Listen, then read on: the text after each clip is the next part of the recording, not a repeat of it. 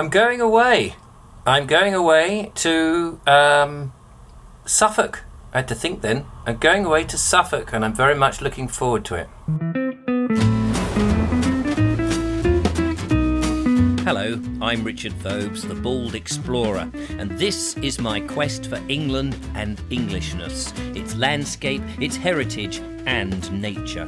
It's a personal journey, and I'll document it for all to see. So come on, join me, and let the quest begin.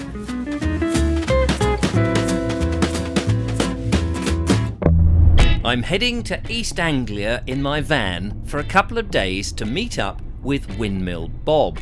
He's a viewer and enthusiast of great big corn grinding devices.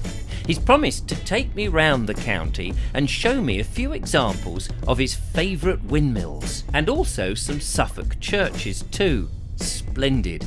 So from Worthing, where I live, I'll whiz up the M23, round the M25 and up the 11 before getting on to the A11, I think it is, and then into a tiny little village in Suffolk where he lives. I may stop off en route to break up this 3-hour journey. I've stopped on a busy road here. I'm not even sure what county I'm in. Just come off the M11 and I'm at a place called Quendon. I think it's Quendon. I'm just trying to look at my map to work out where the hell I am. Let's get in the van. I don't know that if I'm in Suffolk yet. As I say, I've just come off the M11. There's big delays en route, so I thought I would just try and take a different route and see more of the places. I've already seen a windmill just down the road. Can't remember what it was called now. I wanted to stop and see if I could get a picture of it. But there was nowhere to stop. And you know what it's like when you don't know the area. And I wasn't sure. There was this tiny little lane and I didn't know if I could get my van up the lane or not. So I'm debating whether to have a cup of tea here. It's very noisy. I'm going to press on a bit and see. I've got to meet Windmill Bob at about 5 o'clock, so I don't want to get there too early. At the same time, I've got to go through Bury St Edmunds, so I might have a look at that and see what that's like. But yeah, this is too busy, and every time something goes past, the van wobbles. Oh, we can't have that, can we? I continued a little further on my journey and then saw signs to Saffron Walden. That sounded the perfect place to stop off and have a bit of a wander. Saffron Walden is a historic market town in Essex, about 43 miles north of London. It boasts a beautiful collection of buildings from the Middle Ages. I found some stunning examples of timber frame buildings which are just gorgeous. There's been occupation here from the Neolithic period. In the 15th century, wool was the principal product traded, but it gets its name from the saffron crocus, widely grown in the 16th and 17th century and used for medicine, perfume and dye. Look at these buildings. Aren't they wonderful? This place is very much like a film set, like so many of the places we went to in Wiltshire with all the timber frame buildings and what have you. It's absolutely gorgeous. I've never been here before and I've always wanted to go. I'm standing outside the building of Henry Winstanley. I've got a book about him. He's the inventor, it says here, and builder of the first Eddystone lighthouse. Fantastic looking, proud building it is too. I've seen a number of blue plaques on different properties in the distance. I haven't had a chance really to stop and have a look at them because this is really just a whistle-stop tour of the place, just to have a wander around, but it would be so great to come back, stay locally and find out more information about it. Beautiful houses, and there's a real quietness here, apart from because the lorries thundering through the very narrow streets. But you do get that sense of it being that medieval town or historic town that it once was. Come up here. just go to, you know, Wetherspoons. You've got nice facilities, and it's a beautiful view. And you've got the I've gardens. just met Hiya. two very nice gentlemen. Thank you very much.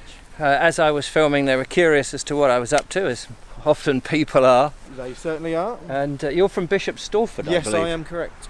You Yes, are correct. That's right. And you're just taking me around to the castle. This I is am. Saffron Walden Castle. Saffron Walden. Look at this. It's And it's beautiful. a great big rubble ruin, but there's a board up here. This is a little extra piece of knowledge that, you know, unless you actually talk to somebody, you don't always know. And it's open today. And it's open, Amazing. so we're going to go in and have a little gander. Walden Castle, remember the saffron part of the name was a later addition, was built in the mid-12th century at the start of a civil war known as the Anarchy. The castle had a square Norman keep and bailey wall, but only the ruined core of the castle remains. I'm afraid I haven't seen Gladiator. It's like I'm a this. bit of a... Beautiful. I've just been told to smile as I make my video. I'm standing in the centre of the castle here. Clearly it's deteriorating quite rapidly because of the flint and sandstone. It probably wasn't built to last as long as it actually has lasted, but that's really great. And it's good to see that the council or whomever the authority is here is making sure that it's beautifully preserved with little brick bolstering infills, I suppose. Without an actual plan of the castle, and I'm sort of doing this completely blind, having just turned up, but it looks like we must be down in the cellar or the ground floor, which would have been the storage. And I'm just trying to look to see if there are indentations around about, I don't know, 12 foot up, which probably was the main floor where whomever, what was his name? Somebody de Grandeville, wasn't it? Yes. Somebody de Grandeville. Him. That must have been where he entertained, up there, and here was the storage. And I guess what I'm standing on is probably a central pillar at one stage, which would have gone up and helped hold the floor, the rest of course being timber. But absolutely brilliant. I hear there's a maze as well, and these gentlemen, what are your names, by the way? My name's called Robert. Hello. I'm Tobias. Robert and Tobias.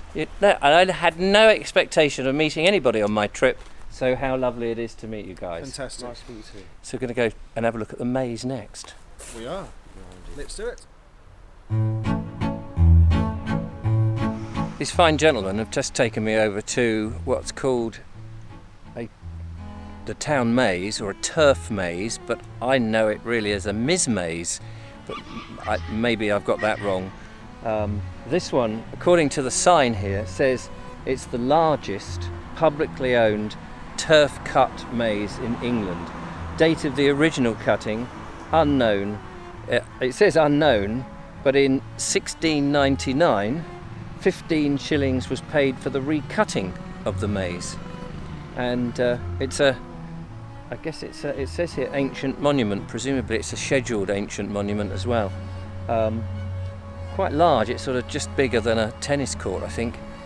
It's lovely to actually have seen it. I wish I had my drone here, because to get a view from the top would have been absolutely perfect. But fascinating. Didn't expect to see any of this on this little journey through, so it's been great. I'm striding back towards the church now. I have a suspicion that the guys I've just met are lovely guys, but they might have been winding me up. They said to me, oh, we do a TikTok channel and we get 100,000 a month. That's money, pounds. And I thought, yeah, well, you're getting that kind of money, why are you spending time taking me around? I think they were winding me up. Right, I want to have a look at the church, and then I've got to get back on my road to find Windmill Bob and where he lives. And then I'm camping in the van for the night. And I've got to work out where the hell I'm going to camp. Should be fun.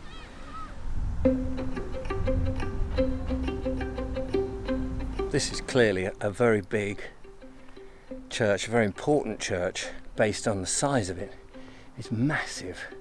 I don't know the date, I don't know anything about it, but I can tell you it's built up on the highest point of the town, and you can see the spire for miles. It's a fascinating building. I'd love to come back and spend more time here researching. I said it was big, didn't I? Apparently, St Mary the Virgin is the largest non-cathedral church in Essex. A Norman church replaced the Saxon timber one, but this version dates from around the mid-13th century. It's stunning. This is just massive. Huge church. It's such a big church. I don't think I've ever been in a church like this size that's open and have it all to myself.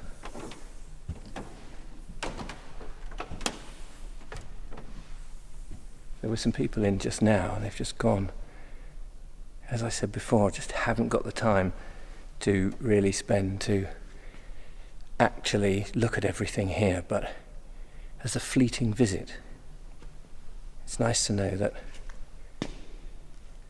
I can come back and there's something exciting to look forward to.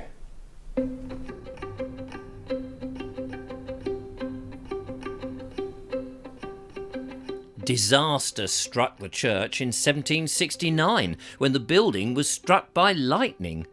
And during the repairs, much of the medieval features were removed, which of course is a shame, but it did save the building because apparently by then it was already in a dilapidated state. Now it's most exquisite, without being fussy, if you know what I mean. I could have stayed longer, but I was hungry, and of course I needed to move on.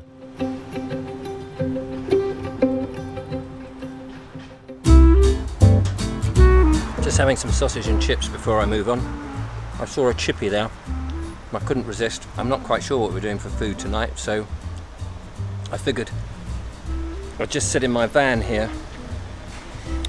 They're down there, and I don't want to sit completely in the van because the whole van for the rest of the trip will smell of fish and chips. Well, sausage and chips, so very tasty. Very tasty indeed. With the belly full, I was on my way. Again through some beautiful towns and villages until I hit the main roads and entered Suffolk. Well, it's some time later. It's about 9:30 at night, and I'm now in the van, as you can see, in the very strange, weird lighting. I have got to change the lighting in my van. I need to work out how to do that. Get some different lights. Somebody has sent me some lights which I need to put up and make this a little brighter and more congenial, I think is the word to look at. So I've got my power oak. I'm going to see if I can show you this over here. Hang on, just coming around. This, you can't see it. There we go, behind me, there, is my Power Oak gizmo, which is a fantastic little charger for charging up laptop, charging up telephone, charging up camera batteries. So I've arrived at Windmill Bob's house. He's very kindly fed me, had a lovely conversation, his wife and his kids, and it was great fun, lovely. So I'm actually parked up on the driveway, which is very nice, in the middle of nowhere, very quiet. And the plan, I think, is I'm going to try and get up early and just take a little stroll around the area, around about 6ish if I can, if it's light, just to show you what it's like, and then have something to eat, and we'll be off. He's got an amazing lineup of stuff for me to do and film tomorrow, so how much will be in this video, I don't know. It'll probably be a two-parter is what I'm thinking, but I've got all of tomorrow, and then tomorrow night again here, and then I come home on Wednesday. So it's Monday night as I am. So I'm going to make myself a drink, as ever, and I will see you in the morning. So see you then.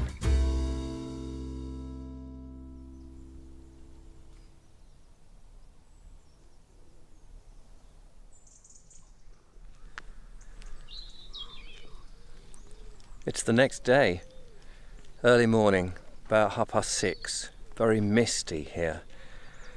Windmill Bob lives, obviously in Suffolk, in a tiny little village. I haven't yet quite learnt how to pronounce the name.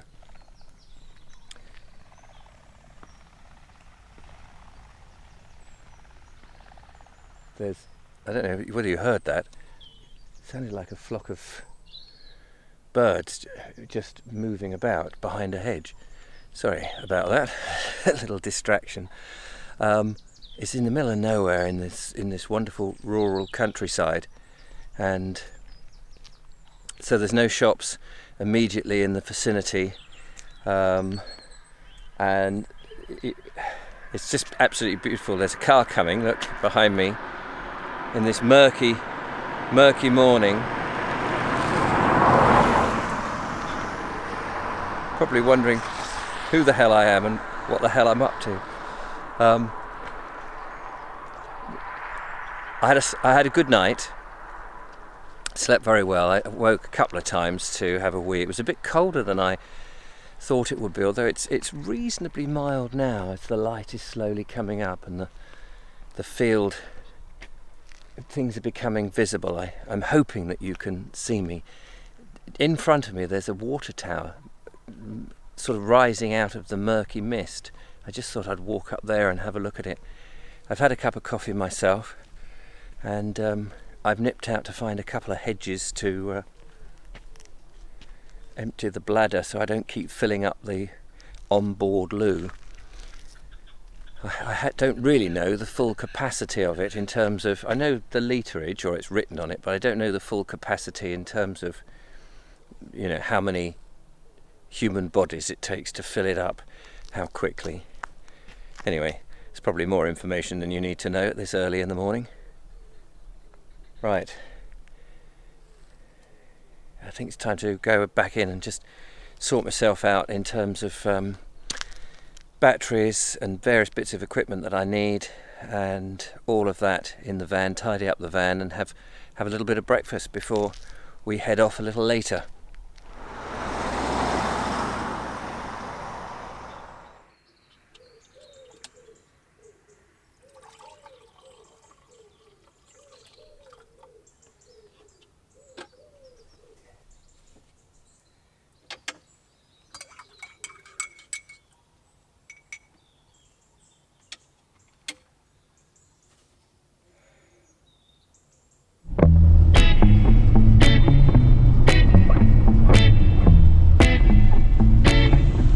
We are on our way.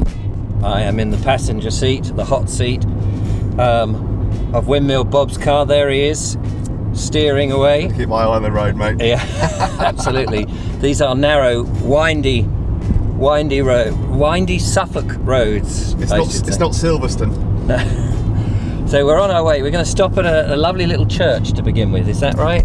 Yes, in one of our neighbouring villages called Walden, which is a beautiful village, voted in some national newspaper a few years ago as being in the top 10 most beautiful villages in England. So it'd be very rude not to bring the Vobes here as our first port of call on this day's adventure in Suffolk.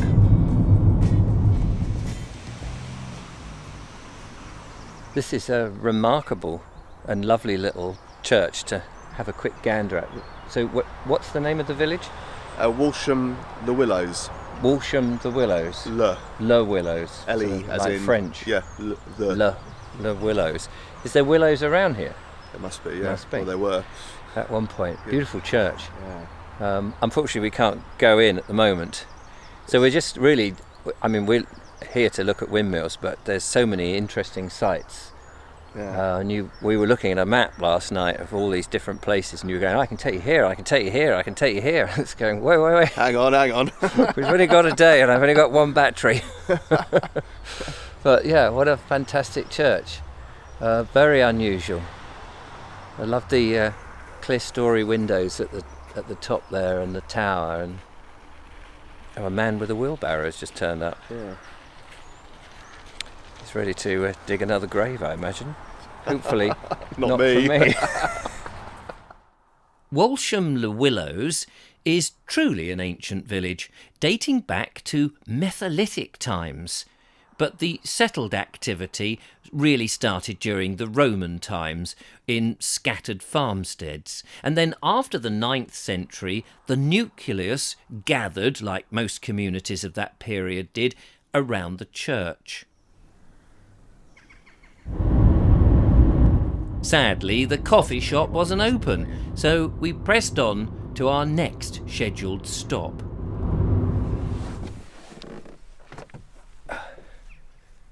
Second church of the day. Now, I know what you're thinking. We're supposed to be looking at windmills. But it's become Church Bob.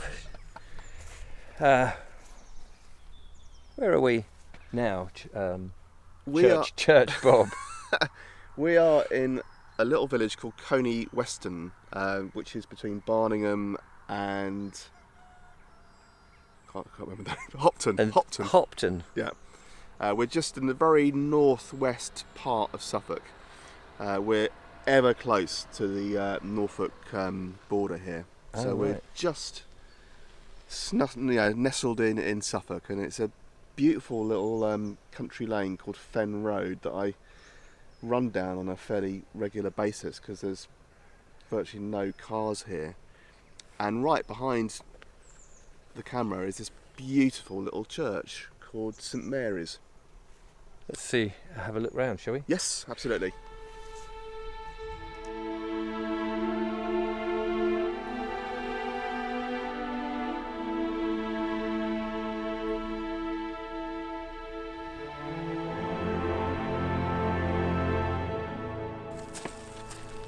Bit of a stretch.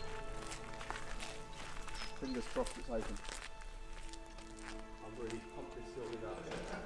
Is it locked, Windmill Bob? Hello? Nah, no one here. It's a quaint little church, isn't it? It's very lovely. It's marked as a chapel on the Ordnance Survey maps, but it is a church, you know. Well, you've got a nave and a chancel. That, to me, makes it a church, I would have said. But Yeah. unfortunately, it is locked and we can't get in. But we'll have another look round. But again, well, I was going to say again, this one is different to the one we've just seen because there's no village. It's just isolated on its own. And obviously, at some point, there must have been houses around here that have long gone. I don't think so, actually. I think this has always been a standalone building, a go-to destination. You reckon? Yeah.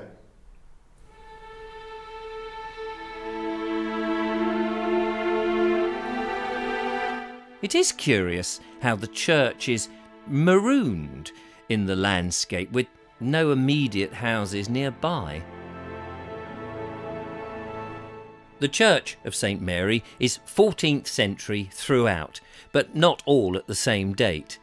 A fair bit of restoration work was carried out, like normal, during the mid-Victorian period. So Windmill Bob says it was always like this, always rural and no houses. But I'm not convinced, and I'm going to show myself up here by doing a bit of speculation, and I'm probably wrong.